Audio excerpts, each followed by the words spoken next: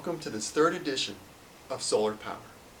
In this episode, I'm going to explain how a basic solar system works without getting into a lot of technical jargon.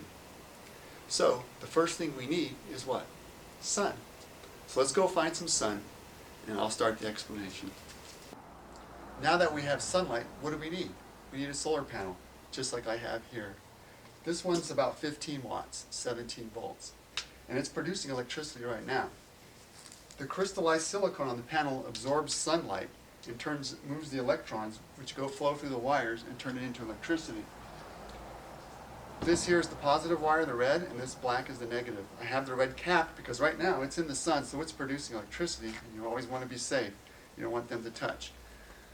Now, if I touch these with something, it would actually run like a motor or a light bulb that was about 15 watts.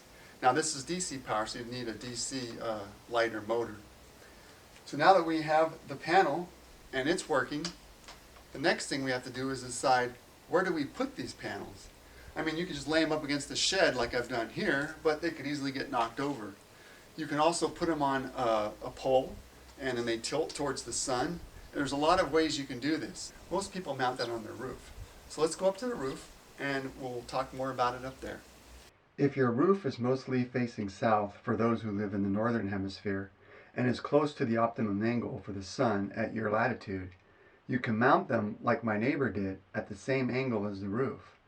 To determine the best mounting angle, see my previous video, Solar Power E3, Wiring the Whole System, linked in the description below and in the info button in the above right corner. You can also do a web search for a solar panel angle calculator, of which there are many. How many panels will you need for your particular situation? Since there are too many variables to discuss this in such a short video, do a web search for how many solar panels will I need, and you will find numerous calculators to help you figure that out. You can always get professional help if needed. Once you decided how many panels you need and at what angle to put them at, you'll need to wire them. Now I'll just stick with our application. Those two panels up there are wired in a series. So you can see the two black boxes on the bottom side of the panels. Those are positive and negatives coming out of the panels. So we connected the positive one to the negative of the other, and then we have a positive and negative lead coming out. That's called series wiring. And when you do that, the voltage of the panels goes up, but the amperage stays the same. And it's better to have higher voltage. You can use a smaller gauge wire to carry the load. When you have more amperage, you need a heavier gauge wire. It's more expensive. As you can see, we have two sets of panels wired in a series. Now, since we want to keep the voltage the same, we have to wire these two series wired panels in parallel. So, when parallel, the positive goes to the positive of one set and the negative goes to the negative of the other set. When you do that, the voltage stays the same and the amperage goes up. And we do it that way because we're on a 48 volt system, and each of these pairs of panels are already 48 volts, so we don't want the volts to go any higher, so we do parallel wiring. Positive to positive, negative to negative. Then we have a positive negative lead coming down from them, going to the shed, into our combiner box. Let me show you that. Okay, this is our combiner box. We have 3 arrays of different solar panels outside. They all come in this one box. We have 2 wires coming out, and they go to our charge controller.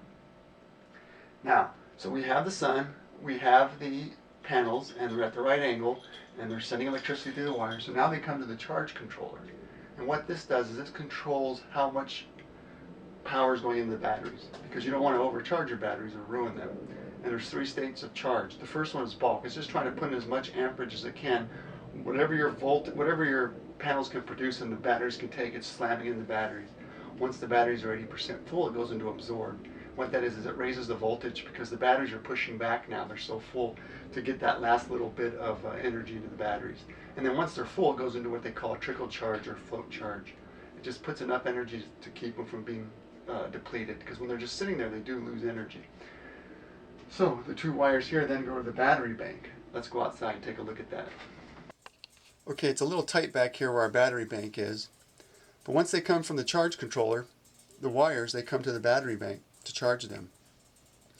And you can see we have 4 6-volt batteries there, and those are all wired in a series so we can get to 24 volt, which our inverter is, and we'll see that next.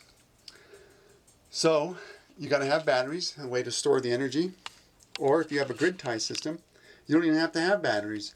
You can just store or send the energy to the electric company. Okay, so now we have the battery set up. Now we need an inverter. What the inverter does is it converts the DC electricity into AC electricity, like the kind you use in your home. Now, if you have DC appliances and you want to keep it DC, that's fine. You don't even need an inverter. But we wanted to use the electricity in the house, so we had to convert it to AC. And that's what this inverter does. Now let's go see how we actually use the solar energy in the home. Okay, so we have the sun hitting our solar panels, creating electricity, going through the wires, coming to our combiner box, into the charge controller, out to the batteries, from the batteries to the inverters through the wires to this outlet. I plug in our open sign, flip the switch. We're using sunlight to light this light now. That's how our solar system works. And I'm glad you can join me. And I hope to see you again next time on Solar Power.